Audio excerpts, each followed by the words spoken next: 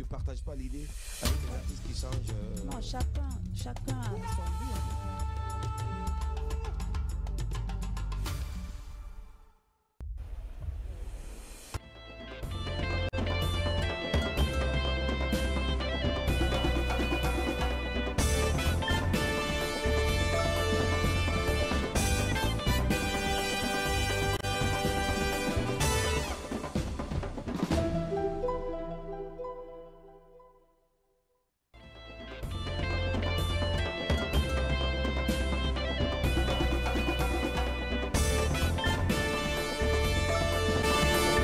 Bonjour à tous, bonjour à toutes. Merci de nous retrouver sur Kavi Média, c'est le unique média de développement en République de Guinée. Merci d'être des nôtres dans cette émission, le scanner de Kavi Média qui vous parvient du lundi au vendredi. Quand il est 9h, c'est jusqu'à 10h30. Nous vous aidons à comprendre l'actualité sur toutes ses formes. Au menu de ce matin, pour être candidat à l'élection présidentielle en Guinée, il faut désormais avoir au moins 40 ans et au plus 80 ans. C'est ce que prévoit l'article 45 de la nouvelle constitution adoptée et promulguée il y a quelques semaines. Mais cette disposition suscite déjà la controverse. En effet, selon la charte africaine de la jeunesse adoptée par l'Union africaine, la jeunesse étant jusqu'à 35 ans. Dès lors, plusieurs voix s'élèvent pour dénoncer ce qu'elle considère comme une exclusion des jeunes du processus électoral. C'est dans ce contexte qu'est né le mouvement Les Bonnets Rouges, récemment créé pour défendre la cause de la jeunesse guinéenne qu'il estime laissée pour compte. Pour en parler, nous recevons Ibrahima Tenemba Kourouma, il est coordinateur du mouvement Les Bonnets Rouges. À Madagascar, c'est maintenant officiel, le président André Rajoelina a été renversé par un coup d'état militaire. Le nouvel homme fort s'appelle Michael Radria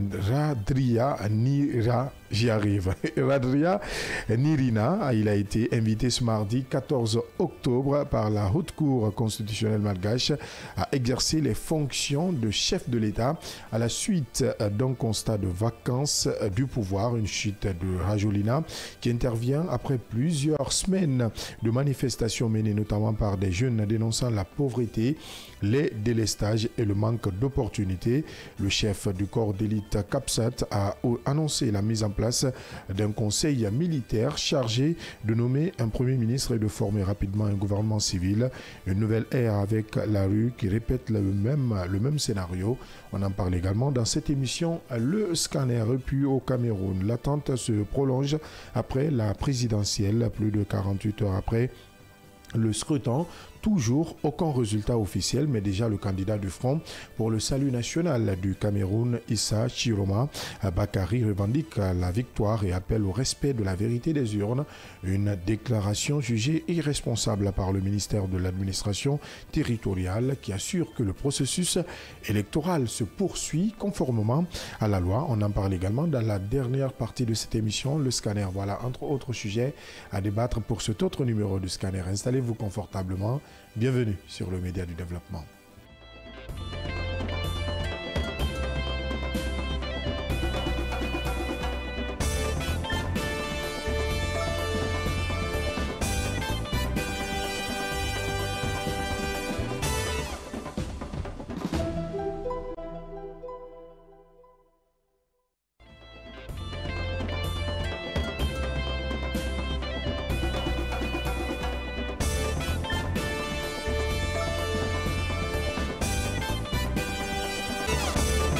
Merci de nous écouter sur la 89.5. Merci de nous regarder à la télé, c'est sur Kavi TV. Merci de nous suivre via notre page Facebook Kavi TV, via notre application mobile Kavi Média, via notre site d'information siaminfo.com et sur l'ensemble de nos plateformes synchronisées. Cette émission, vous la suivez du côté de la baie grâce à nos partenaires de Beta FM et partout dans le monde. Vous pourrez nous suivre via notre application mobile, je l'ai déjà rappelé, Kavi Média, disponible sur Play Store et App Store. Sur ce plateau, pour débattre des différents sujets à l'ordre du jour, trois chroniqueurs, il faut l'appeler, trois débatteurs, hein, c'est comme ça que je les appelle chaque matin. Je commence par Yamoussa Cheikh Kamara, bonjour. Bonjour Abdallah, bonjour au peuple de Guinée. Ça va ce matin? Très bien. Bonjour Gina Boukiam. Bonjour Abdallah et bonjour à tous.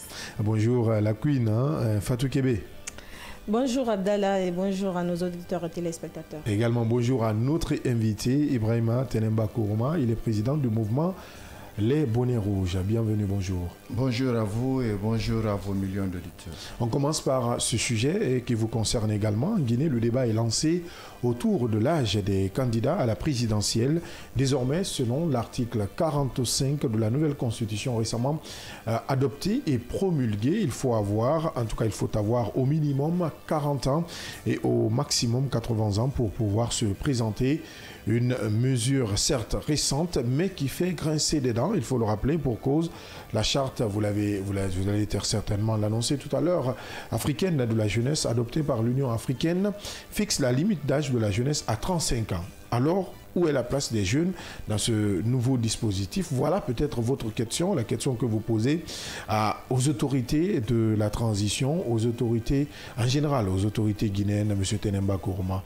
Bon, c'est d'attirer l'attention du peuple de Guinée pour dire que nous sommes à l'ère d'un recul d'espoir, appelé le désespoir, parce que nous, on espérait beaucoup à l'arrivée du CNRD. C'est pourquoi à un moment donné, au-delà du CNRD, on espérait même que la conclusion de la transition allait au moins amener un jeune patriote à la tête de la magistrature suprême de notre nation, qui est la République de Guinée. On a créé une marche blanche, amenant les jeunes à oser et aussi à réclamer son tour, parce qu'on a vu que la transition de 2010 avait récompensé le plus vieux des politiques. Donc on disait que cette transition de 2021 à 2025 allait aussi récompenser la patience, la résilience et surtout la force de la jeunesse, pour dire aujourd'hui que la réalité sociopolitique de notre pays reflète l'espoir, l'arrivée et le combat devrait récompenser le combat de la jeunesse guinéenne. Maintenant, pourquoi les bonnets rouges et que défendez-vous exactement? Puisque la question, elle est quand même légitime. Dire que où est la place de la jeunesse dans cette nouvelle constitution, selon la charte de l'Union africaine qui fixe quand même la limite d'âge pour la jeunesse à 35 ans. Dans l'article 45, une des dispositions nous rappelle qu'il faut avoir 40 ans pour être éligible à la présidentielle à venir. Ce sera le 28 décembre 2025. Aujourd'hui, vous créez le mouvement Les Bonnets Rouges. Et pourquoi les bonnets rouges et que défendez-vous exactement, M. Tenemba Kourouma? Les bonnets rouges, c'est de dénoncer ce qu'on appelle la tragédie de la transition, c'est-à-dire les opportunités ratées de la transition. Parce que si vous vous rappelez bien, l'histoire de notre belle nation a commencé par la prise du pouvoir d'un jeune. Et je veux parler du feu Ahmed Sékou Touré. En 1958, il est arrivé au pouvoir à l'âge de 36 ans. C'était déjà une belle histoire pour notre nation. La conclusion aussi de cette histoire, parce que celui qui a osé donner l'indépendance politique, aujourd'hui, la jeunesse aussi devrait être capable de donner l'indépendance économique. Donc c'était presque une histoire similaire, mais qui est une opportunité ratée aujourd'hui. Depuis 1958, toutes les constitutions que la Guinée a eu quand même à promulguer, c'était l'âge minimal au moins 35 ans.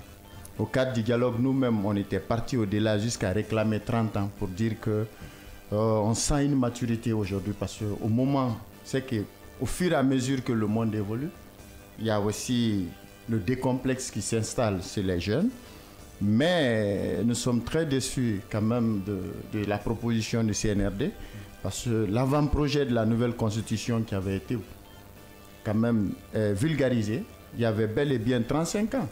Mais par une très belle surprise, on a vu que la jeunesse, qui est la majorité écrasante de notre population, a été exclue totalement.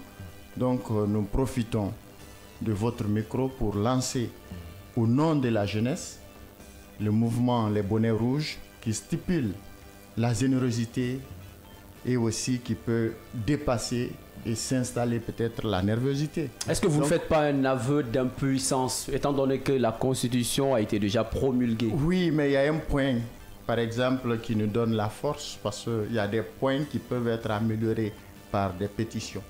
Donc aujourd'hui, il n'y a pas une assemblée, mais il y a un CNT et qui a d'ailleurs proposer au peuple de Guinée cette nouvelle constitution.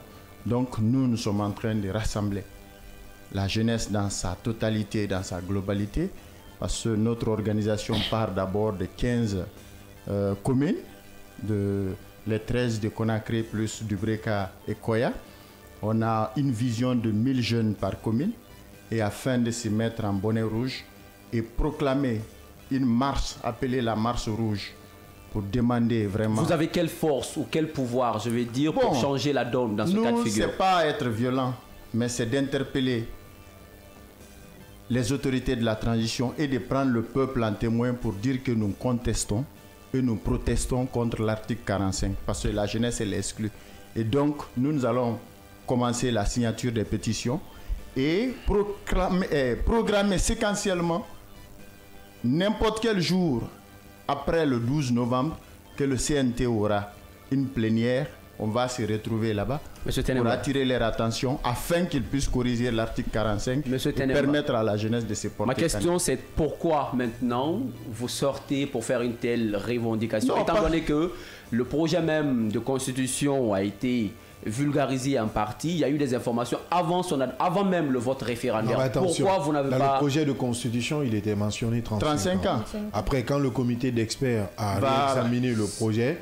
C'était dans l'avant-projet de constitution, il était mentionné 35 ans, mais dans le projet de constitution... C'est ce que j'ai dit, le projet donné par le CNT avant la mise en place de ce comité d'experts, c'était 35 ans jusque-là. C'est après les travaux du comité d'experts qu'ils ont quitté 35 ans. À ce niveau, on était en avant-projet là, puisque c'est l'avant-projet qui a été donné aux experts pour la relecture. Après la relecture, on est passé de l'avant-projet au projet de constitution. Ce projet de constitution qui a été soumis au peuple n'a pas changé. Et dans ce projet de constitution, c'est mentionné 40 ans comme l'âge limite. Maintenant, moi, je me pose la question, pourquoi depuis ce projet de constitution, étant donné que voilà, il y a eu une vulgarisation de ce projet de constitution, il y a eu même la lecture de ce projet de constitution par vous-même et votre mouvement, les bonnets rouges, pourquoi n'avez-vous pas revendiqué depuis ce temps et vous avez attendu jusqu'à ce que le vote référendaire ait eu lieu et puis la promulgation de cette constitution a été faite et vous venez maintenant pour faire des revendications comme quoi vous êtes contre l'article 45? Non, nous avons fait notre vulgarisation aussi dans ce sens. Peut-être ceux qui nous suivaient, on a demandé toujours à la jeunesse de s'abstenir à ne pas voter la nouvelle constitution et toujours interpeller le peuple qu'on n'était pas d'accord sur le point 45. Mais comme c'est un programme d'élection et qu'aujourd'hui le oui par fini a gagné, et donc nous, on profite maintenant de la promulgation et voir il y a un point qui demande la pétition. Et si on peut saisir l'Assemblée afin de pouvoir amender l'article 45. Et donc c'est ça que nous commençons maintenant. Et la jeunesse même m'oblige que si on ne gagne pas gain de cause, le seul moyen qu'on peut faire peut-être c'est de déclarer le CNRD comme l'ennemi de la jeunesse et comme des personnalités non grata pour la jeunesse. Monsieur Tenemba, moi je pense que vous avez plutôt donné la force au oui, parce que appeler les jeunes à s'abstenir de voter, c'est de ne pas donner votre voix. Et déjà, s'il y a des points sur lesquels vous n'êtes pas d'accord, et puis vous ne partez pas exprimer ce que vous ressentez, vous ne partez pas donner votre voix, je me dis que vous avez déjà donné une force au oui et que vous étiez d'une part ou d'une autre d'accord avec ce projet de constitution. Mais madame, vous étiez en Guinée, vous savez que la campagne du non était interdite? Non, bien sûr. Attention, la campagne du non n'a jamais été interdite. Pourquoi? La campagne était ouverte. Non, attention, officiellement, ça n'a pas été. Ici, moi, j'ai été dans votre studio. Oui, la HAC avait donné un programme des mouvements qui pouvaient passer et interdire les autres. Attention, attention, je vous le rappelle, le BAG est un parti politique. Oui, mais dans le communiqué, peut-être qu'ils étaient habilités à passer. Laissez-moi aller. Cette peut-être régulation de la HAC, c'est à la HAC peut-être de défendre cela. Moi, je parle des faits. Sur les faits, le BAG est un parti politique qui a quand même appelé, même sur les ondes de la RTG, à voter non. Le bloc libéral. C'était dans le bloc libéral du BL. Le bloc libéral était dans le programme des partis et des mouvements sélectionnés par la HAC. Bien. Et après, ils ont fait un communiqué. Mais le bloc libéral, aucun média ne devrait donner la parole à nous autres qui n'étaient pas inscrits sur cette liste. Oui, mais pourquoi vous n'étiez pas inscrits? Voilà, c'est bon. Là est la question. C'est déjà l'exclusion continuait jusque-là parce qu'ils savaient déjà qu'ils s'accentuaient sur la force de la jeunesse et nous, notre communication allait démobiliser la jeunesse. Voilà notre exclusion, même dans Monsieur la campagne. Tenemba, il y a beaucoup de formes de communication aujourd'hui. Donc, comme vous le dites, si on vous a fermé les portes des médias, il y a quand même les réseaux sociaux. Mais les réseaux sociaux, vous pouvez venir sur ma page. Moi, j'ai du début de la campagne de vulgarisation jusqu'à la fin, je dénonçais. Et jusqu'au dernier jour, mon dernier message était que la jeunesse devrait s'abstenir. D'accord. Alors, comment comptez-vous faire une mobilisation de tous les jeunes, vu que vous avez dit que vous avez une vision de 1000 jeunes par commune. Oui. Donc, comment est-ce que vous allez procéder à faire cette mobilisation? Bon, nous sommes en train de travailler de façon très stratégique. Mais il y a une date déjà fixée pour la marche rouge, c'est le 12 novembre. Mais les jeunes, nous, on ne va pas quand même exposer nos plans. On est en train de travailler de façon très sous-marine. Et aussi, le 12, le peuple va voir la force de la jeunesse. C'est pourquoi la marche blanche, c'était pour donner de l'espoir. Mais maintenant, nous sommes dans le désespoir. On a changé de... Oui, parce que vous avez crié quand même à l'exclusion. Vous avez été l'un des acteurs qui a demandé au général ou au CNRD de fixer une date limite pour la présidentielle. Vous avez même, ou pour les élections futures, vous avez même appelé à ce que... vous avez appelé au dégagisme. Dégagisme, je pèse les mots. Dégagisme, vous dites que la classe politique devait être réformée, rajeunie. Aujourd'hui, c'est le même Tenemba qu'on rencontre qui avait quand même comme milité pour qu'on ait une limite d'âge, une limitation d'âge. Mais sauf que derrière, vous n'avez pas quand même prévu qu'on se retrouve à 40 ans. Voilà, c'est le rétro-contrôle. Est-ce que vous, c'est parce que Tenemba Kourouma n'a pas 40 ans, qu'il se lève, qu'il veut entraîner toute la jeunesse avec lui? Non, ce n'est pas aussi une question de Tenemba. C'est une question de la jeunesse. Vous savez qu'on était dans ces combats de la jeunesse là, bien avant même qu'on ne fixe la date, comment dirais-je, l'âge limite. Mais je vous dis qu'au cadre du dialogue, moi, j'avais obtenu 30 ans dans la salle et 30 à 75 ans. Quand c'est arrivé au niveau du CNRD, ils ont dit qu'ils ne peuvent pas prendre le risque. Du CNT alors? Non, du CNRD d'abord. Ok. Travers les 35 résolutions, qu'ils ne pouvaient pas prendre le risque de confier le pays à un jeune de 30 ans. Donc, ils sont venus à 35 ans. Et c'est dans les 35 résolutions aussi du cadre du dialogue, c'est 35 ans qui a été envoyé au CNT. Mais je ne sais pas qu'est-ce qui n'a pas marché dans le comité des experts, parce que vous savez que nous, notre combat là, a quand même, en réclamant le tour de la jeunesse, a beaucoup changé la physionomie politique, parce que ça a fait oser d'autres jeunes dans leur parti, jusqu'à demander le départ de leur leader vieux. Donc Tenemba était vu maintenant comme une cible à abattre, jusqu'à ce que mon parti a été dissous sans une évaluation. Donc Tenemba dérangeait tout le monde. Alors, et aujourd'hui, c'est ça qui continue. Je rebondis sur la question posée. Est-ce que si nous regardons un peu la nomenclature du leadership des politiques en Guinée, rares sont des jeunes de moins de 40 ans qui sont leaders, s'il faut dire, des mouvements, que ce soit politique ou même des mouvements sociaux dans le pays. Est-ce qu'aujourd'hui, c'est parce que Tenemba, autrefois président d'un parti politique exclu, qui dirige aujourd'hui les mouvements, puisque Tenemba peut-être peut avoir l'ambition de se porter candidat indépendamment à cette élection. Est-ce que c'est parce que ces portes vous ont été fermées que vous voulez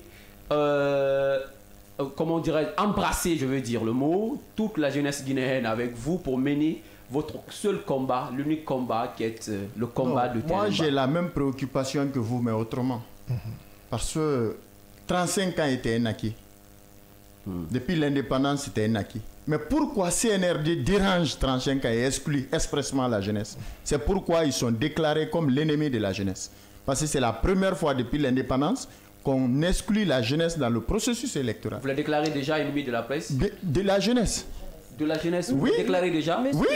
Et le mouvement Bonnet Rouge, à travers la jeunesse dans son ensemble, mobilise à déclarer à travers votre micro et votre média que le CNRD et son président général Mamadi Doumbouya sont aujourd'hui considérés comme l'ennemi de la jeunesse. Mais parce que c'est dans leur temps et dans leur gouvernance qu'on a réussi à exclure la jeunesse. Il n'est pas et trop qu'il y a une majorité intéressante et écrasante. Il n'est pas trop tôt de déclarer le CNRD ennemi de la jeunesse, étant donné que vous espérez avoir gain de cause dans la pétition que vous allez faire. Bon, ça à eux maintenant de voir.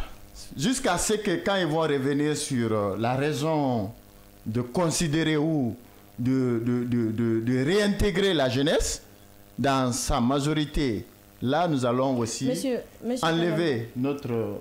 Aujourd'hui, certes, on parle de limitation d'âge dans le processus électoral qui est fixé à 40 ans.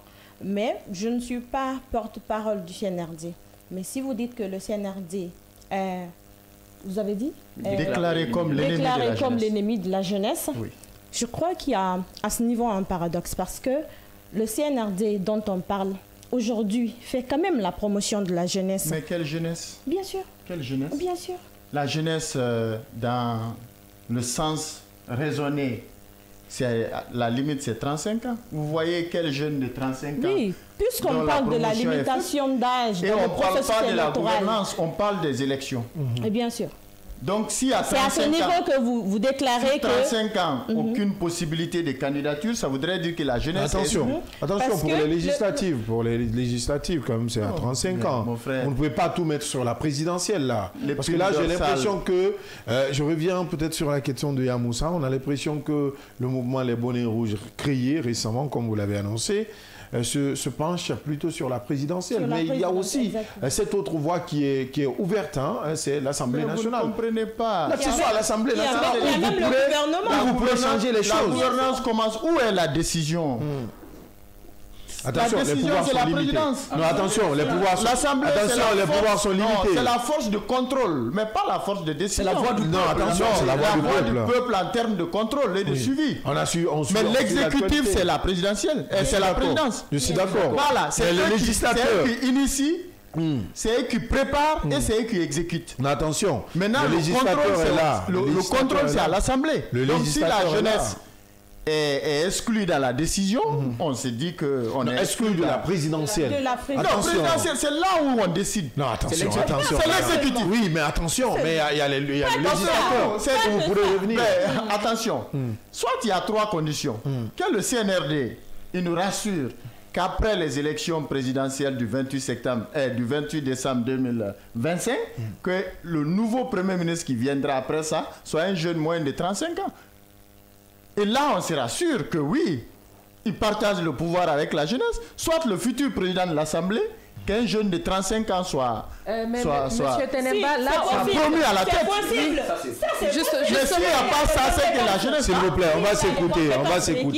On va aller doucement. Monsieur Tenemba, la question que j'aimerais vous poser, vous dites que si le CNRD assure, donc selon vous, le CNRD sera à la tête de la Guinée après l'élection du 28 décembre. On n'est pas aveugle, et puis on est des Guinéens aussi avertis. À l'allure où la majorité des partis politiques qui doivent compétir avec le CNRD sont érigés en mouvement de soutien, ça voudrait dire que c'est la continuité de la transition, où on surprend même les candidats. En moins de 3 mois, on déclare l'ouverture de la candidature. C'est ce que vous avez demandé. Après 72 heures, on ferme. Non, attention, rien n'est fermé. Attention, rien n'est fermé là, attention. Le code électoral, est-ce que c'est hier que ça a été mis à la disposition peut-être de la classe politique? On est à moins de combien de jours? Moins d'un mois maintenant, les campagnes électorales doivent commencer. Moins d'un mois avant les campagnes, moins de 2 mois avant le scrutin. Avant le scrutin, mais où est la responsabilité? Monsieur Tenema, j'ai envie de savoir, est-ce que... Quand même, c'est la première fois aussi que dans un processus électoral, qu'on puisse surprendre les candidats. Si c'est des candidats sérieux, quel candidat sérieux peut vraiment se lever, se préparer financièrement, se préparer aussi humainement, même sur la question du déplacement. Mais vous attendiez que l'organisation de la présidentielle, c'est ce que vous attendiez quand même.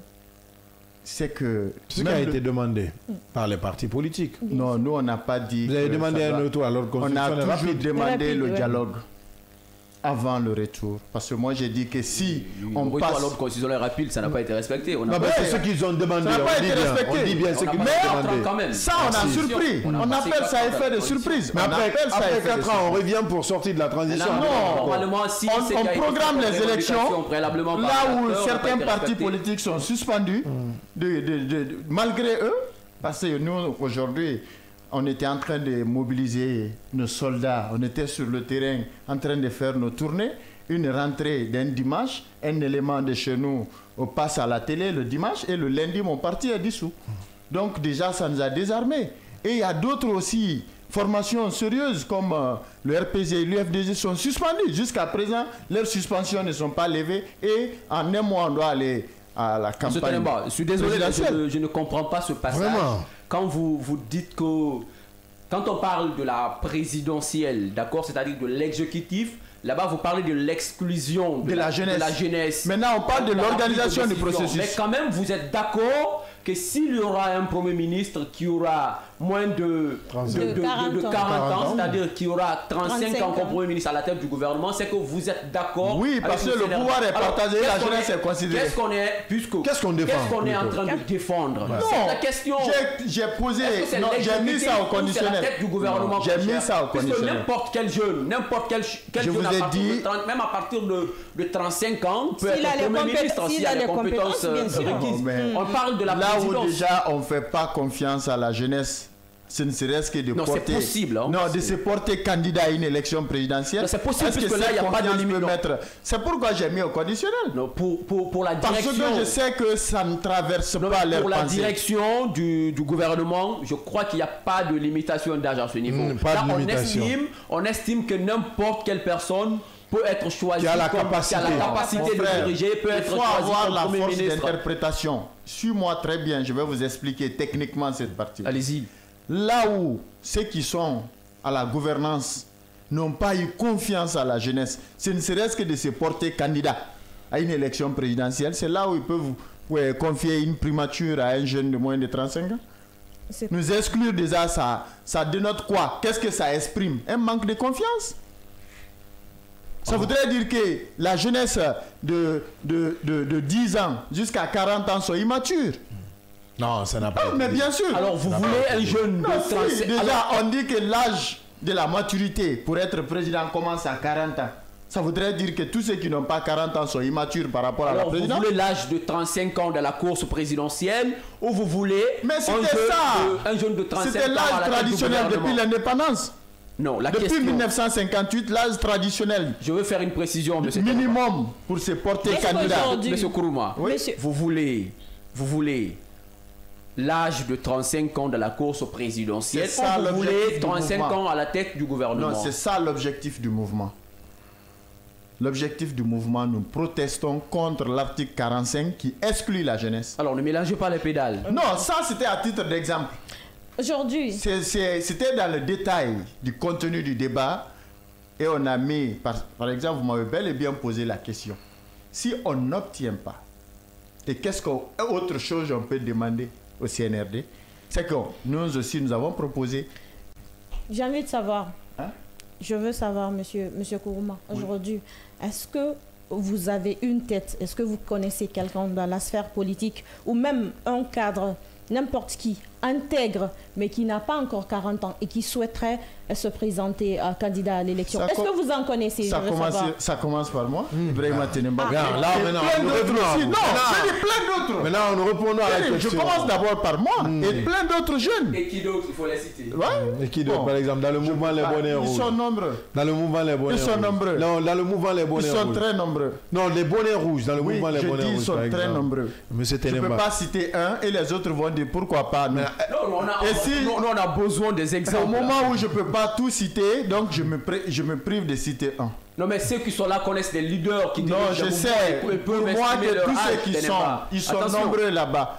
Et si je dois citer ceux qui sont nombreux là, ici, peut-être on va consommer... Le public a besoin de la... Maintenant, c'est bon. Puisque vous ne pourrez pas citer... Je dis ils sont nombreux. Puisque vous ne pouvez pas citer aujourd'hui, est-ce que vous pourrez nous expliquer un peu la composition de ce mouvement, les bonnets rouges, puisque vous voulez 1000 jeunes, 1000 jeunes par commune. Aujourd'hui, est-ce que vous avez des figures marquantes ou des têtes déjà connues du milieu, c'est-à-dire du milieu politique ou de la société civile qui ont déjà intégré le mouvement? Bon, je n'ai pas ce mandat, mais ce que je sais, Tenemba n'est pas seul.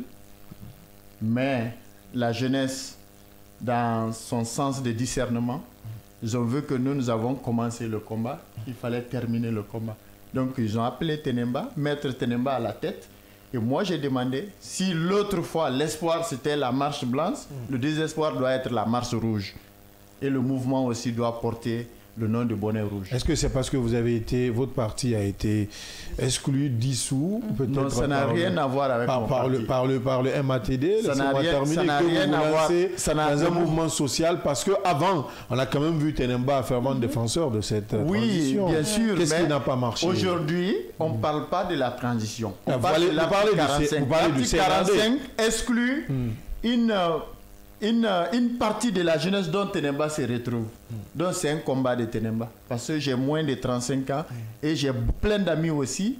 Tous les jeunes qui n'ont pas encore dépassé les 35 ans, oui, pensent qu'ils sont exclus. Donc Tenemba n'est qu'un porte-étendard, c'est-à-dire qu'elle est la voix de millions de jeunes qui ne peuvent pas peut-être venir s'exprimer comme Tenemba et qui ne sont pas aussi reconnus sur la chaîne comme Tenemba. Ils ont porté Tenemba à la tête pour qu'il puisse venir ici, non seulement déclarer notre décision, alors, déclarer le CNRD, son président, comme l'ennemi de la jeunesse et des personnalités non grata aux yeux de la jeunesse. D'accord, Monsieur Kourouma, est-ce que c'est vous êtes le fondateur du mouvement? Je ne suis pas le fondateur du mouvement, mais j'ai été parachuté à la tête du mouvement. D'accord. Est-ce que parachuté, c'est-à-dire? Bon, c'est-à-dire que identifier Tenemba, venir vers Tenemba, s'imposer que Tenemba doit être... Attention, quand vous dites parachuté, c'est comme ça vous avez imposé. Oui, j'ai été imposé. Vous n'avez pas été choisi, vous avez été imposé. J'ai été choisi et imposé. Attention. Vous avez parachuté. Donc c'était pas votre combat. Je retire le mot parachuté. Vous faites pas Tenemba a été choisi pour... On vous a imposé comme... Je retire le mot parachuté. Tenemba a été choisi... Vous êtes parachutiste. Tenemba a été choisi pour pouvoir porter la voix. Donc dénoncer l'article 45 n'était pas vraiment votre combat à vous? Si, mais ils savent que Tenemba... Non, ils savent que Tenemba était un leader moins de 35 ans. D'accord. J'ai envie de savoir, est-ce que vous profitez de la situation ou bien vous vouliez vraiment... Naturellement, Tenemba est exclu. Est-ce que vous vouliez vraiment participer? Ça n'a rien de personnel. Mais collectivement, les moins de 35 ans, Tenemba fait partir. Oui, alors, je suis d'accord. Moi, je vais vous faire sortir Cham fait partir. Justement, mais... De moins de 35 ans. D'accord, Monsieur Tenemba. Voilà. Mais moi, je n'ambitionne pas d'être candidat à la présidentielle. Tes amis sont exclus. Ok, alors, Monsieur Kourouma, je vais vous faire sortir un peu du cadre. Et si vous étiez d'accord avec l'âge, la limitation d'âge pour la présidentielle, est-ce qu'il y a d'autres points sur lesquels vous n'êtes pas d'accord? Bon, aujourd'hui, il ne s'agit pas de ces points-là. Moi, je suis là pour parler de notre protestation contre l'article 45 qui exclut la jeunesse. Donc, non, on parle de bonnet rouge. C'est une seule revendication. Non, bonnet rouge, une seule revendication. Pas seulement ça. Mais seulement c'est ça qui est l'essentiel. Maintenant, quels sont les autres points? Quels sont les autres points? Les autres points aujourd'hui, c'est aussi demander l'implication des jeunes dans le processus de la gouvernance. C'est-à-dire que la jeunesse guinéenne ambitionne aujourd'hui d'être à la tête de la primature, soit d'être à la tête du futur. Non, mais dans le processus de la gouvernance, quand même, il y a des jeunes. Il y a des jeunes. Quand on parle de gouvernance, non, attention. Attention. Il y a des jeunes adultes. On les considère pas comme jeunes. Oui, il y a des jeunes adultes. Que dites-vous par jeune adulte? Par exemple, quand on parle de Général Mamadi Doumbouya aujourd'hui, d'autres disent que c'est un jeune, mais pour nous, c'est un jeune adulte, parce qu'il dépasse 35 ans. Et tous ceux qui dépassent 35 ans, pour nous, c'est des jeunes adultes. Il y a des jeunes qui ne dépassent pas 35 ans. Pose cette question. Quels sont ces jeunes? Voilà. Alors, parce que moi, je les connais pas. Restons avec ces 35 ans. Vous avez dit que vous avez moins de 35 ans. Alors, si on limitait l'âge à 35 ans, quel avantage vous pourriez avoir dans ça? Je dis, il ne s'agit pas de Tenemba dans ce combat. Il s'agit des jeunes qui n'ont pas 35 ans. Non, les jeunes qui n'ont pas 35 ans, en quoi ils peuvent candidater à cette présidentielle alors qu'ils n'ont pas 35 ans? Dans la charte de l'Union africaine, l'âge de la jeunesse, la limite d'âge de la jeunesse, c'est 35 ans. C'est 35 ans. Donc si on dit que l'âge minimal pour être candidat aux élections présidentielles, c'est 40 ans, c'est que la jeunesse déjà crie à l'exclusion. Parce que Tenemba peut passer. Moi, dans une année, je vais dépasser 35 ans. Bien, maintenant. Maintenant, je suis jeune. Et je suis dans la lutte là. Peut-être demain, ces jeunes-là vont commencer à appeler Tenemba aussi jeune adulte. Bien, maintenant. Mais pour le moment... Maintenant, peut-être que nous avons... En tout cas, moi, j'ai saisi ce que vous voulez dire en général. Aujourd'hui, est-ce que vous avez un appel particulier à lancer aux autorités, non seulement aux autorités de la transition, mais aussi au CNT? C'est quand même l'organe qui s'est battu pour qu'on ait cette nouvelle constitution, qui a rédigé, c'est le mot, qui a rédigé cette nouvelle constitution. Une nouvelle constitution soumise à l'approbation du peuple de Guinée. Le peuple adopte cette nouvelle constitution. Le président promulgue la constitution. Aujourd'hui, quel est votre appel à lancer? Bon, c'est d'avoir une vision sur la postérité. C'est de savoir qu'aujourd'hui, c'est nous. Demain, ça peut peut-être limiter leurs enfants, leurs petits-enfants, parce que la constitution demeure. La constitution demeure. Puisqu'on parle de 30 ans. Oui. 30 ans avant de changer cette constitution. Voilà. Demain, peut-être, Dr Dansa Kourouma, il peut vouloir que son fils soit président à son vivant. Peut-être le général Mamadi Doumbouya peut vouloir aussi préparer son fils qui soit président avant peut-être 35 ans ou à l'âge de 35 ans. Donc, ce n'est pas une question de Tenemba, mais il fallait avoir une vision. Donc, nous, déjà, ce que nous dénonçons, c'est le manque de vision de nos législateurs. Parce qu'ils devraient comprendre que d'ici 30 ans, après, il pouvait avoir des jeunes peut-être de 30 ans, 32 ans, 33 ans qui peuvent avoir bien la maturité nécessaire, par exemple. Je ne le souhaite pas. Mais demain, s'il peut avoir aussi un autre coup de force par un autre jeune, moins de 35 ans, il peut dissoudre cette constitution. Parce que s'il laisse cette constitution-là, ça voudrait dire qu'il sera en porte-à-faux avec la loi. Et pour se conformer avec la loi, il va dissoudre la constitution. Donc, pour ne pas que nous soyons dans la répétition de l'écriture ou de réécriture de nos constitutions, il fallait être visionnaire. Il fallait juste penser que depuis l'indépendance, l'âge minimal c'était 35 ans et ça n'a rien dérangé. Et pourquoi? Par quelle réflexion? Et deux fois même on peut penser qu'il y avait un calcul d'homme derrière pour juste déplacer 35 ans à 40 ans. Alors, sinon, fixer l'âge minimum à 35 ans ne veut pas dire qu'un jeune de 35 ans va devenir président. Mais c'était de donner la chance à la jeunesse afin de participer aussi et d'être ambitieux. Monsieur Kourouma, déjà que la Constitution est promulguée, est-ce que le combat des bonnets rouges portera fruit? Bien sûr. Sinon, qu'est-ce que vous comptez faire? Parce que nous allons déranger les gouvernants. À chaque fois, programmer des manifestations séquentielles. Aujourd'hui, ça va commencer le 12 novembre. Grand Conakry, les 15 communes et les 13 communes de Conakry et du Breka vont se retrouver dans un point. Et nous allons montrer que c'est la majorité intéressante. Oui, marche pacifique. C'est la majorité intéressante de la population guinéenne qui a été exclue dans le processus électoral.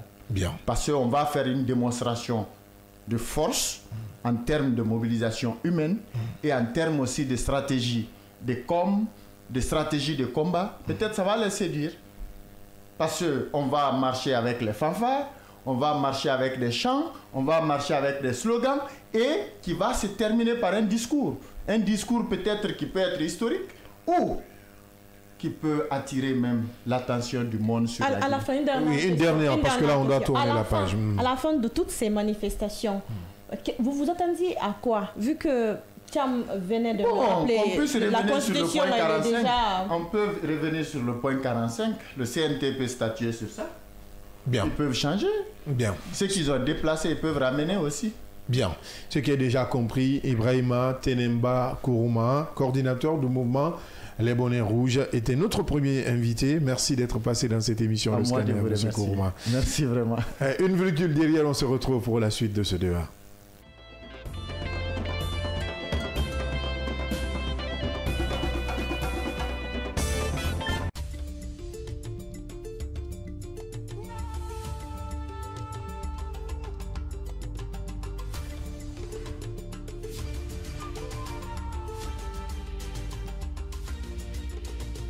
Kavi TV, la télé du développement.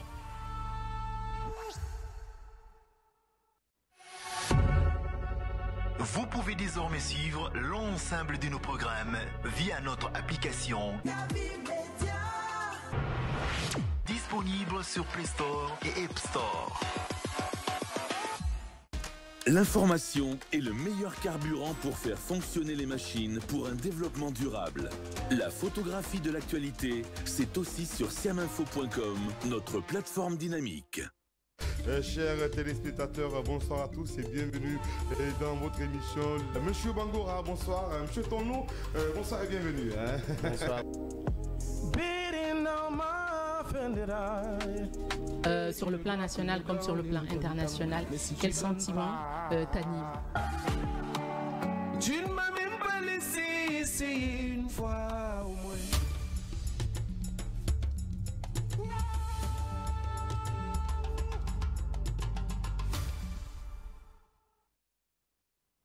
Kavi TV, regardez la lumière. Kavi TV, la télé du développement. Tu t'appelles sur la carte d'identité nationale Marie-Louise Ouamounou. Oui. Ton nom d'artiste aussi c'est Marie-Louise. C'est Marie-Louise Ouamounou. Pourquoi tu n'as pas changé? C'est ce nom mon papa m'a donné, donc j'ai pas voulu changer. Et donc tu partages pas l'idée avec les artistes qui changent Non, chacun a son vie.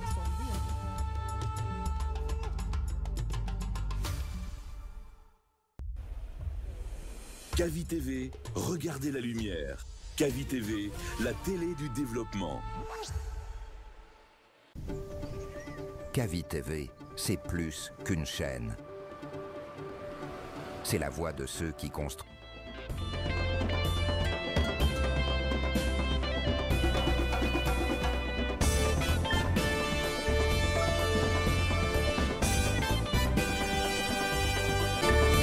Vous êtes toujours dans votre émission, le scanner de Kavi Média, qui vous parvient du lundi au vendredi quand il est 9h jusqu'à 10h30.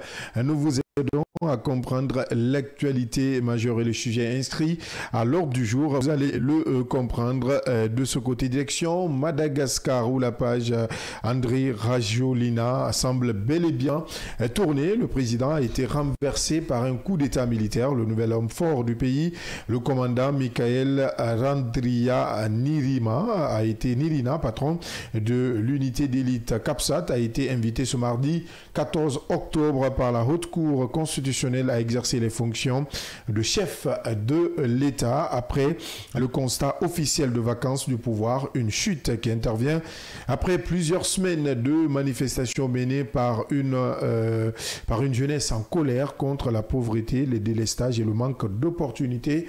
D'abord, une petite virgule, le temps pour nous de résoudre quelques soucis techniques et on se retrouve après.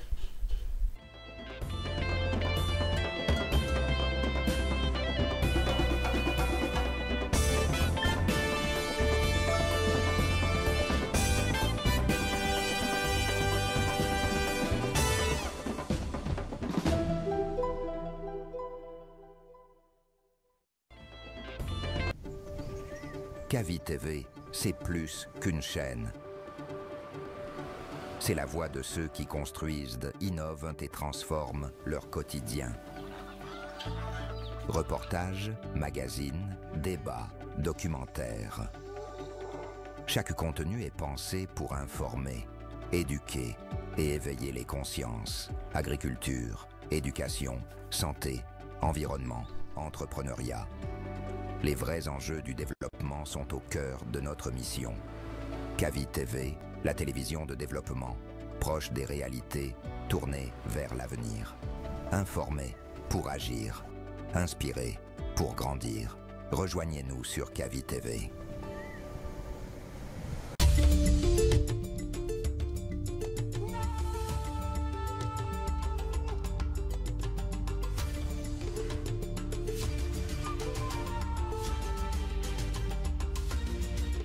Kavi TV, la télé du développement.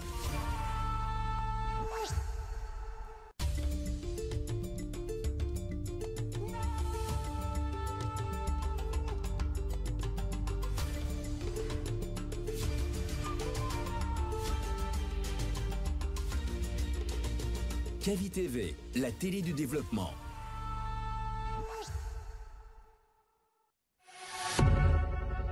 Vous pouvez désormais suivre l'ensemble de nos programmes via notre application disponible sur Play Store et App Store. L'information est le meilleur carburant pour faire fonctionner les machines pour un développement durable. La photographie de l'actualité, c'est aussi sur siaminfo.com, notre plateforme dynamique. Chers téléspectateurs, bonsoir à tous et bienvenue dans votre émission. Monsieur Bangora, bonsoir. Monsieur Tono, bonsoir et bienvenue. Bonsoir. Sur le plan national comme sur le plan international, quel sentiment t'anime? Tu ne m'as même pas laissé essayer une fois au moins.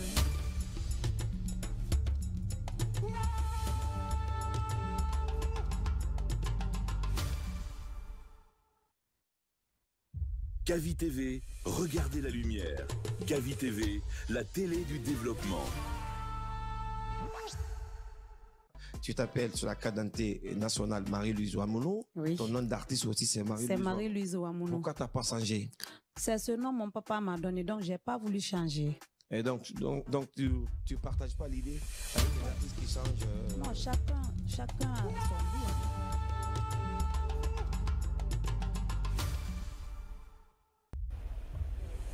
Kavi TV, regardez la lumière. Kavi TV, la télé du développement.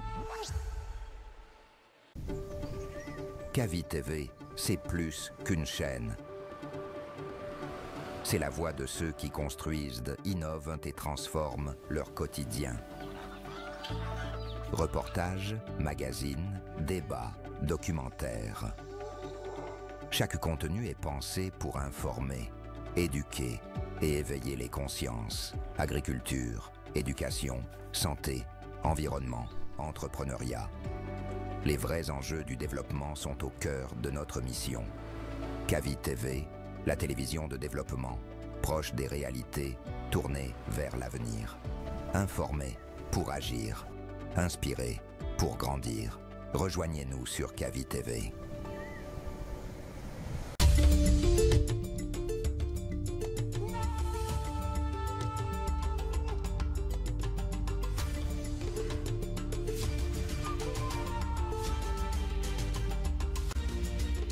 Kavi TV, la télé du développement.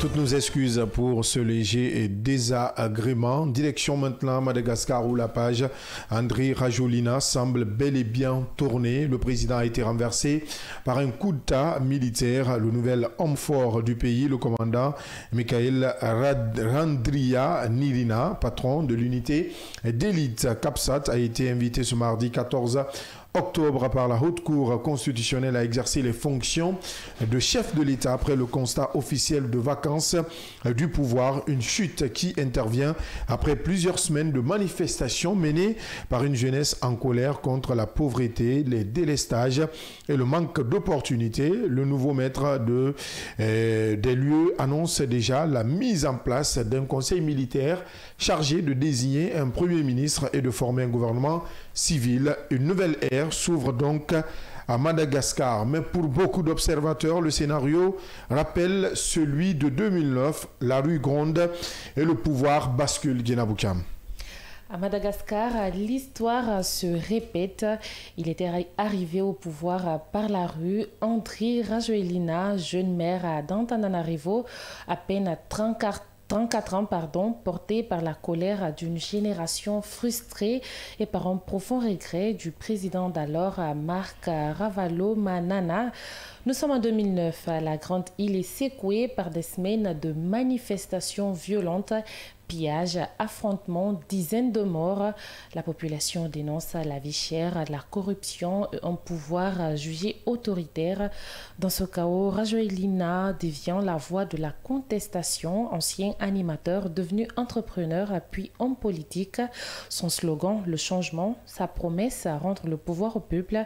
Mais cette révolution populaire ne s'est pas faite seule. Derrière la rue, l'armée veille. Et c'est le CAPSAT, ce corps d'élite de la gendarmerie, qui va précipiter la chute du régime. En mars 2009, les militaires forcent le président Ravalomanana à quitter le pouvoir et installent Rajoelina à la tête d'une haute autorité de la transition. À 34 ans, il devient le plus jeune chef d'État d'Afrique. Une victoire de la rue soutenue par les bots. Les années suivantes seront marquées par les sanctions internationales, l'isolement diplomatique et des élections reportées à plusieurs reprises. Mais Rajoelina tiendra bon. En 2018, il revient par les urnes cette fois, élu président avec un discours de modernité et de relance économique. Il promet croissance, infrastructure et espoir pour une jeunesse qui croyait enfin voir le bout du tunnel. Sauf que 15 ans après son premier coup d'État, le scénario s'inverse. Les mêmes rues qu'il avait applaudi s'embrassent à nouveau. Les jeunes hier fascinés crient leur déception. Ils dénoncent la pauvreté, la coupure d'électricité, le manque d'opportunités. Et comme en 2009, c'est encore le CAPSAT qui entre en scène. Cette fois, non pas pour le protéger, mais pour le renverser. Les militaires, ses anciens alliés, annoncent la destitution du président et la formation d'un conseil militaire de transition. Ironie de l'histoire, les mêmes bottes, les mêmes visages, le même scénario. La rue l'avait porté, la rue l'a balayé. Et ceux qui avaient ouvert les portes du palais sont les mêmes qui viennent de les refermer derrière lui. À Madagascar, le pouvoir se conquiert, plus souvent dans la rue que dans les urnes, et les militaires apparaissent encore comme les arbitres de la nation. Madagascar tourne une page, encore une fois écrite dans le bruit des bottes et le silence des urnes. Le silence des urnes à Madagascar, on l'a écouté avec Dina Boucham. Mais qui est ce nouvel homme fort de Madagascar, Fatou Kébé? Bien sûr, Abdallah, il s'agit de Michael Randrianirina, officier supérieur malgache et commandant de l'unité militaire CAPSAT, corps d'administration et des services des armées de Tananarive, qui s'est imposé ces derniers jours comme l'un des visages marquants de la contestation en cours à Madagascar. Le grand public a véritablement découvert son visage le samedi 11 octobre 2025 à travers une vidéo diffusée sur les réseaux sociaux dans laquelle il appelait les forces de sécurité à refuser d'obéir aux ordres de tirer sur les manifestants. Ce message reçu comme un acte de désobéissance militaire a profondément marqué l'opinion et changé la donne dans la crise politique actuelle. Âgé de 51 ans, originaire de la région de Landroui, dans l'extrême sud du pays, Michael Randrianirina est un militaire de carrière au parcours dense. Avant de prendre la tête du CAPSAT, il avait dirigé le bataillon d'infanterie de Tuléar dans la région voisine de Latsimo Andrefana, où il s'était fait remarquer pour sa rigueur et sa proximité avec les troupes. De 2016 à 2018, il a été gouverneur de la région de Landroui, une fonction civile qu'il avait exercée après avoir gravi les échelons au sein de l'armée malgache. Connu pour ses prises de position critiques à l'égard du régime d'Andry Rajoelina, le commandant Randriana avait déjà attiré l'attention des autorités. En novembre 2023, il avait été arrêté et incarcéré à la maison de force de Tsifali, au sud d'Antananarivo, pour incitation à la mutinerie militaire en vue d'un coup d'État. Il avait ensuite été condamné à 1 an de prison avec sursis en février 2024 pour atteinte à la sûreté de l'État, une peine qui ne l'a manifestement pas dissuadé de poursuivre ses critiques contre le pouvoir. Aujourd'hui, Michael Randrianirina est devenu une figure symbolique pour une partie de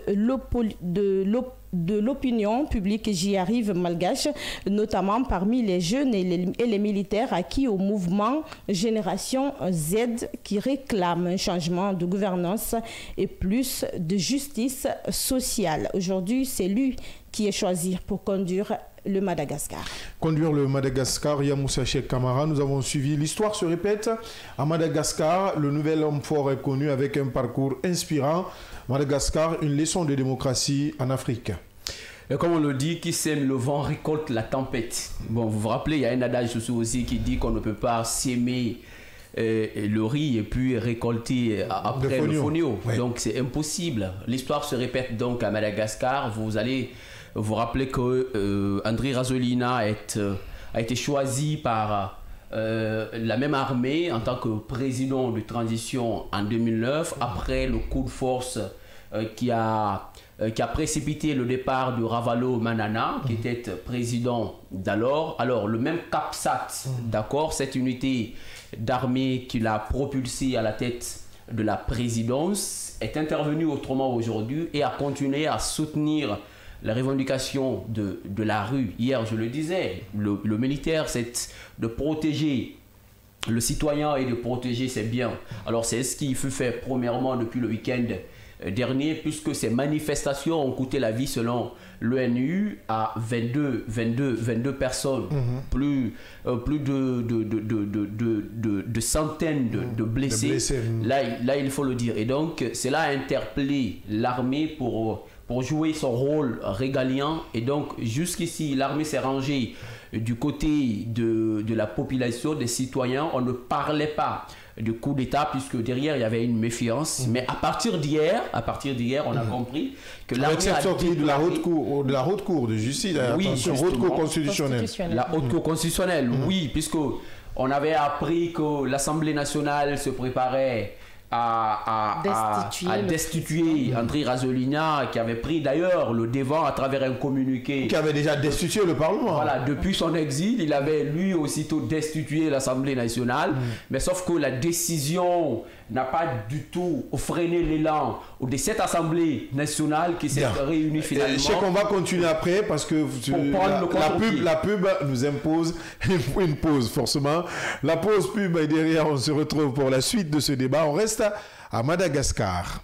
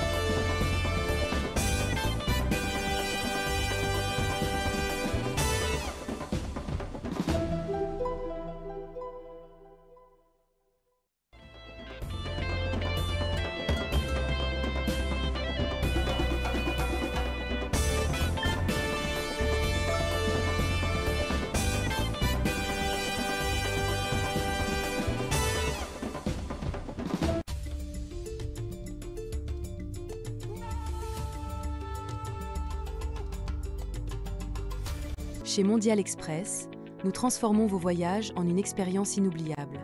Faites confiance à notre expertise pour des services de qualité supérieure. Grâce à notre service d'assistance visa, simplifiez toutes vos démarches administratives à travers nos experts. Avec notre service billetterie, réservez vos billets pour toutes les destinations du monde avec facilité. Profitez de notre flotte de véhicules modernes et fiables pour tous vos déplacements à travers notre service de location de véhicules. Grâce à notre service d'évacuation sanitaire, comptez sur notre service réactif et professionnel pour vos besoins médicaux à l'international. Assurez-vous d'un environnement impeccable avec nos services de nettoyage de qualité.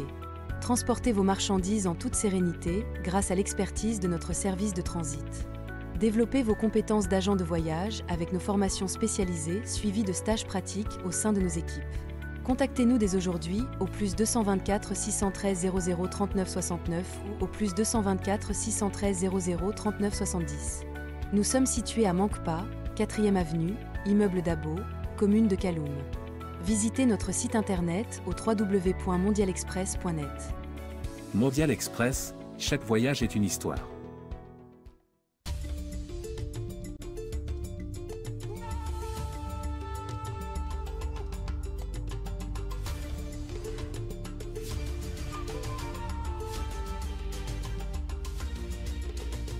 Cavi TV, la télé du développement.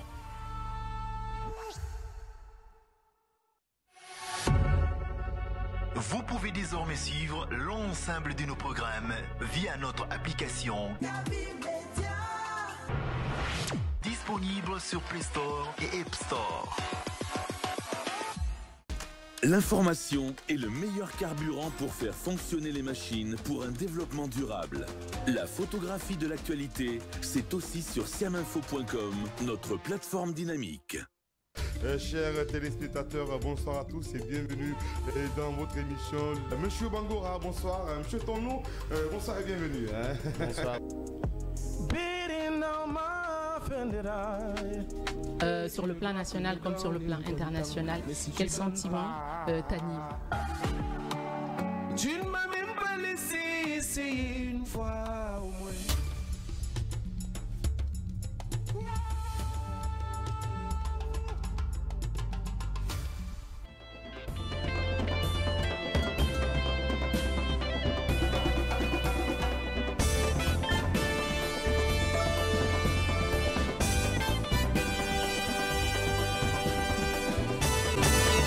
Merci de nous rejoindre dans la dernière partie de cette émission. Le scanner, nous restons à Madagascar pour parler de ce coup de force, un nouveau coup de force de ce côté après celui de 2009, Yamoussa Cheikh Camara.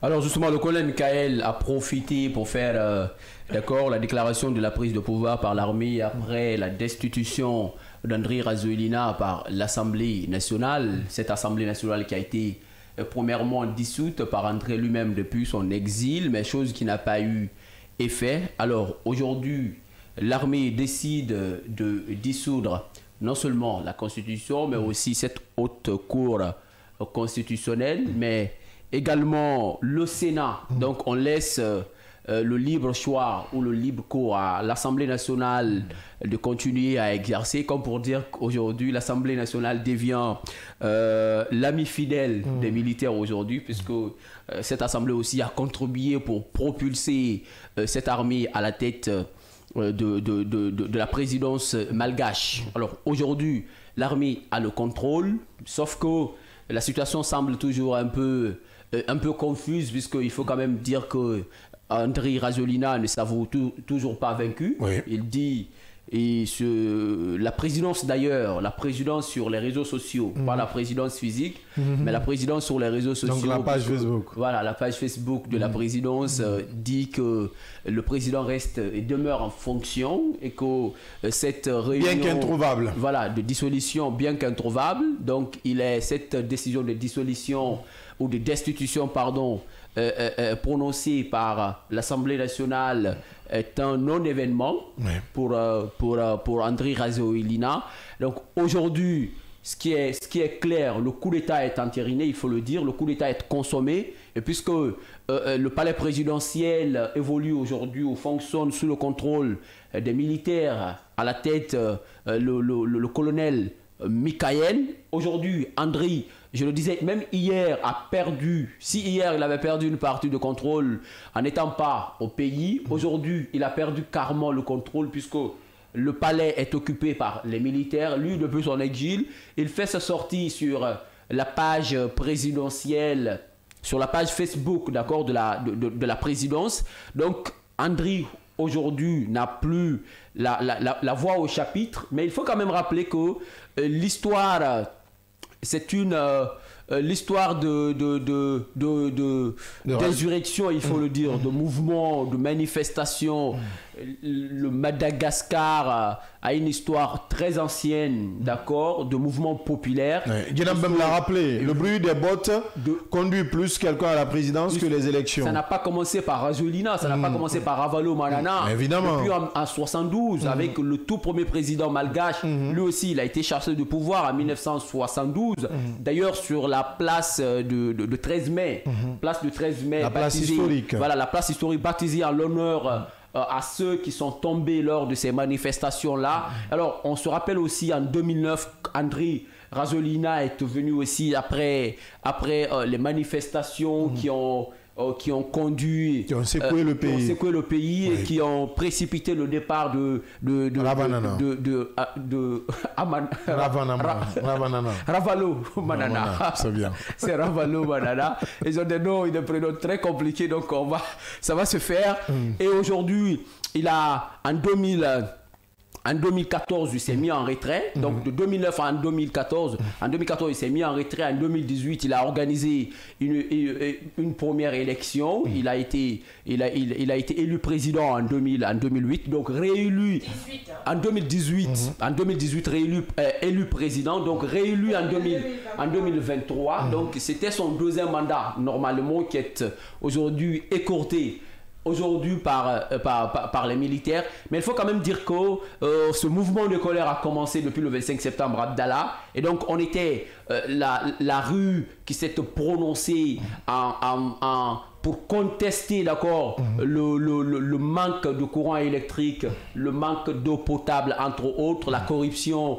Donc cette manifestation s'est muée directement en manifestation politique. On a demandé la tête du président Andry Rajoelina, qui pour tenter de calmer la rue, d'accord, avait dissous son gouvernement, mais cela n'a pas calmé les esprits, et donc on a demandé sa démission. Bien que jusqu'ici il refuse de démissionner, on peut parler aujourd'hui de coup d'État. Donc pour le moment, on attend ce que cela va donner, puisque derrière, il ne faut pas oublier des conséquences à l'international. À chaque fois qu'il y a coup d'État à Madagascar, on sait combien de fois le pays, vis-à-vis de l'international, subit des sanctions de part et d'autre. Alors, c'est ce qui, peut-être qu'on le disait... puisque Rajoelina est aussi passé par là. Il est passé par là. On a vu les coups, combien de fois il a été sous sanction, le pays, et le pays a été sous sanction. Donc, quelque part, il a fallu qu'il parte en retrait, d'accord, en 2014, et revenir organiser l'élection pour être élu à la tête, afin de pouvoir faciliter, en tout cas, ou de lever certains embargos qui pesaient sur le pays. Alors c'est le même scénario aujourd'hui qui se répète après quelques années. Et donc on attend de voir. Aujourd'hui, on va mettre en place un conseil, d'accord, qui chargé de nommer peut-être un nouveau premier ministre. Voilà, justement, donc ce conseil sera composé de l'armée, de la gendarmerie, de la police, mais pourquoi pas des hauts conseillers venant de la société civile. Donc en attendant de former un gouvernement civil, c'est ce qui est annoncé. Donc pour le moment, la destinée du pays se trouve entre les mains du colonel Michael. Michael, qui est le nouvel homme fort de ce côté. On va suivre l'évolution de l'actualité du côté de Madagascar également. Mais pour poursuivre cette émission, on va prendre la direction ou la tangente du Cameroun. Au Cameroun, l'attente se prolonge après plus de 24 heures après le scrutin présidentiel. Aucun résultat officiel n'a encore été publié, mais déjà Issa Chiroma Bakari, candidat du Front pour le Salut national du Cameroun, revendique la victoire, appelle au respect de la vérité des urnes. Une sortie immédiatement jugée irresponsable par le ministre de l'administration territoriale qui rappelle que le processus électoral suit son cours. Question alors, est-ce qu'on tend vers une tension politique au Cameroun? Voilà notre interrogation de ce matin, Gina Boukam. Justement, Abdallah, il faut le dire, c'est inquiétant parce que jusque-là, il n'y a pas de résultat provisoire ni de résultat partiel après plusieurs heures de la tenue des élections. Et je crois que c'est suite à cela que le candidat de l'opposition, Bakari, est sorti et puis il a même dit qu'il va faire un décompte. Un décompte après le vote dans les urnes. Et donc il est sûr de sa victoire. Voilà, j'allais le dire. Il vient dire déjà au peuple camerounais qu'il sait qu'il est le victorieux et il s'attend à tenir son discours après la proclamation des résultats. Mais jusque-là, on voit l'actuel président, je veux dire, le président sortant, qui est candidat à sa réélection, qui est calme, Paul Biya, et aucune déclaration. Très serein. Voilà, aucune déclaration et pareil pour les institutions qui ont tenu les élections. Donc, à cette allure, on va s'inquiéter si le peuple camerounais ne va pas se lever, parce que après combien d'années au pouvoir, je pense plus de 40 ans, Paul Biya, il est là, il a soit 92 ans. 92 ans maintenant, bientôt 93. Voilà, et un président qui tend vers les 100 ans. Et est-ce qu'il pourra maintenant diriger le pays? A-t-il les capacités qu'il faut pour mener les rênes du pays? C'est l'interrogation aussi qu'il faut se poser. Et est-ce que le peuple camerounais va prendre son destin en main après la proclamation de ces résultats? De ces résultats. En tout cas, grosse question de ce côté, Fatou Kébé, puisqu'on observe. Et celui qui se réclame déjà victorieux n'est pas si jeune que ça. Bien sûr, Chiroma Bakari, qui aujourd'hui réclame victoire après l'élection présidentielle au Cameroun, il faut rappeler qu'il est sûr, qu'il est même certain, comme on appelle, qu'il a brigué cette présidentielle face à Paul Biya et d'autres. Donc, cette présidentielle, il faut quand même s'inquiéter de la situation du Cameroun, parce que Paul Biya qui est là, qui compte encore rester président après 43 ans dans ce pays. Il a pour un 8e mandat. Pour un 8e mandat. Bien sûr, moi j'imagine que les Camerounais ils n'en ont que marre de cette présidence maintenant de Paul Biya. Peut-être que tout le monde veut qu'il aille... On se croirait dans une monarchie. Bien sûr, qu'il aille se reposer, qu'il donne vraiment la place aux autres. Donc la situation, je crois, jusqu'à présent, parce que pour les résultats, je crois qu'il faut attendre encore 2 semaines. 2 semaines pour ces résultats. Le ministère de l'administration territoriale l'a rappelé. Exactement. Donc, une longue attente après la tenue du scrutin présidentiel. Donc, les Camerounais... Ils doivent encore attendre. Et la situation reste quand même très tendue. Justement, alors moi je dirais que si on parle de patience, les Camerounais, ils sont vraiment très patients. Et parce qu'après 7 ans, Paul Biya, il est président du Cameroun. Il a passé à la moitié de sa vie bien sûr, à la présidence. À la tête du pays. C'est la question que moi je me pose, où se trouve la jeunesse camerounaise? Aujourd'hui, le matin, on parlait de la jeunesse guinéenne, mais et celle camerounaise. Est-ce que l'Afrique est vraiment... c'est une mère et dont ses enfants ont hérité la même chose. Donc les mêmes problèmes se retrouvent dans tous les pays africains. Le Madagascar qui prend son destin en main, l'armée est sortie. Et oui, ils ont dit l'armée n'a pas été poussée par aucun autre État ni institution internationale. Aucune ingérence. Voilà, ils ont pris leur destin en main. Bien sûr. Voilà, c'est une responsabilité qu'ils assument. Et est-ce qu'on va faire face à la même chose au Cameroun? Le Cameroun s'attend-il à une transition transition aussi. Et il faut... ce sont des questions. Est-ce que cette pandémie de transition ne va pas s'étendre sur beaucoup d'États africains? En tout cas, que Paul Biya soit reconduit, je crois que ça risque de soulever, comment on appelle, d'attirer des soulèvements de ce côté au niveau de la population qui veulent quand même qu'il aille se reposer maintenant et qu'il donne la place aux autres pour la gouvernance. Et Tchèque, longue attente du côté du Cameroun, un peuple très résilient, il faut le rappeler. En tout cas, pas de résultat, ni officiel, ni partiel, et même ni provisoire. Et donc, mais il faut pas quand même l'oublier. C'est seul le Conseil constitutionnel qui est habilité à donner ses résultats, et il a aussi un délai de 15 jours. Donc, on parle d'attente, c'est vrai, mais pour le moment là. Si on s'en tient qu'à la loi, elle n'est pas d'abord violée, mais sauf que cette attente fait profiter d'autres acteurs politiques, d'autres candidats tels que l'opposant Issa Bakari Chiroma, je crois bien, si j'ai bien prononcé, qui est Chiroma. Hein. Et donc ça, il fait des déclarations comme quoi il a remporté ces élections avec une écrasante majorité, chose qui est aujourd'hui balayée d'un revers de la main par même le ministère de l'administration du territoire, le ministre de l'administration du territoire qui qualifie ses propos d'extrême gravité, et plus loin on parle même de forfaiture.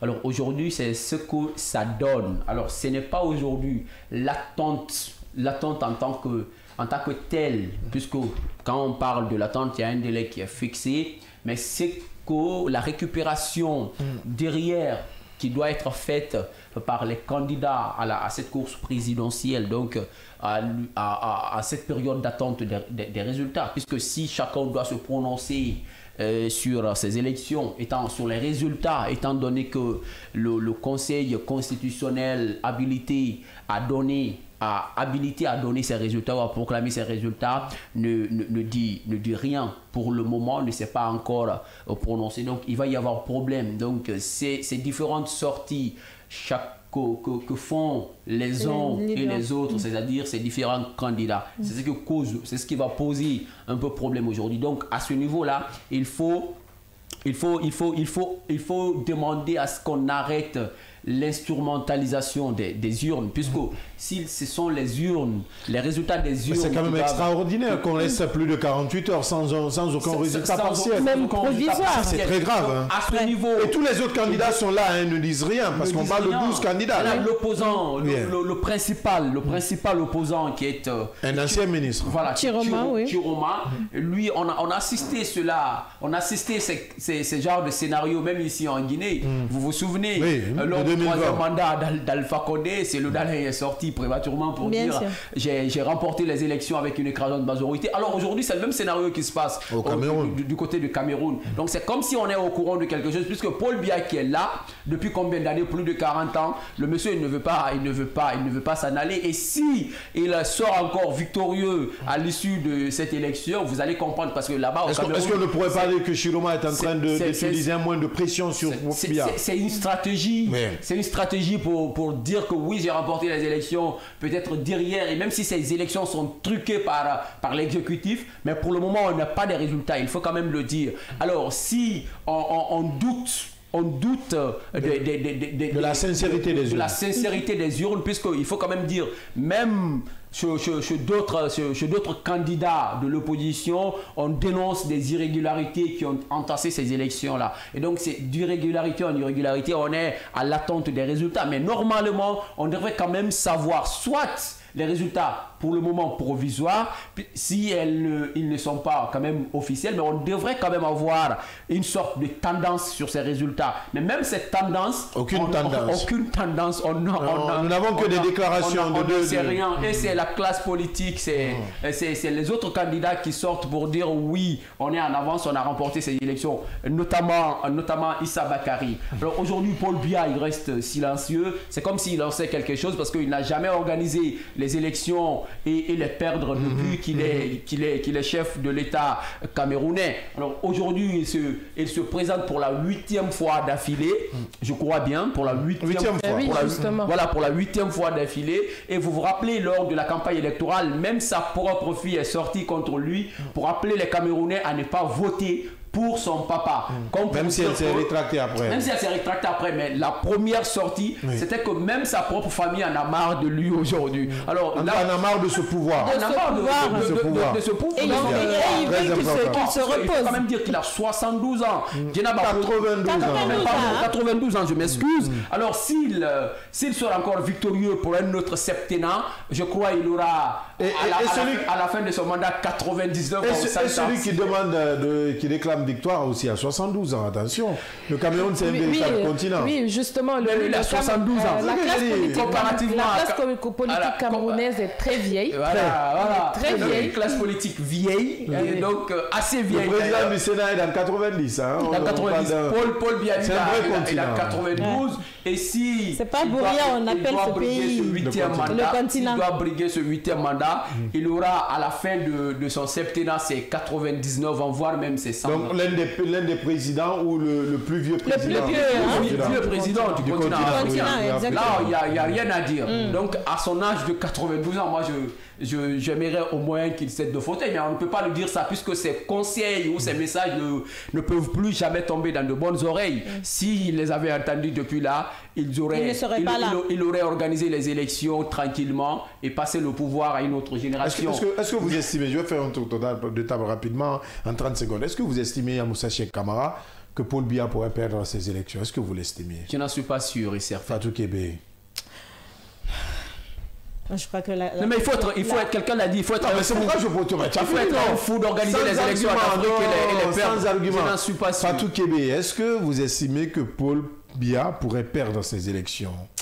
De par la situation, ça devrait être possible. Mais je n'en suis pas sûr. Guinab Thiam, avec la tendance qui se dégage. Moi, je dirais que Paul Biya perdre les élections, ça sera le Père Noël avant Noël. Le Père Noël avant Noël. Donc vous l'avez compris, on va sur l'évolution de l'actualité. Est-ce que Paul Biya va céder son fauteuil présidentiel à 92 ans? Est-ce que Issa va récupérer ce fauteuil présidentiel à 72 ans? C'est une question de 12 au Cameroun, c'est une question d'âge et de classe. Vous l'avez déjà compris, nous sommes à la fin de cette émission. Merci Moussa Cheikh Camara. Merci Abdallah, merci à Guinab Thiam et à Fatou Kébé. Merci Fatou Kébé. Merci Abdallah et merci à tous. Merci Guinab Thiam. Merci à tous. Merci aux équipes techniques, à la réalisation, à vous auditeurs et téléspectateurs. On se reprend donc demain, même heure, même fréquence, avec la même énergie, pourquoi pas avec d'autres acteurs de la vie nationale. D'ici là, prenez soin de vous. À très vite sur Kavi Média.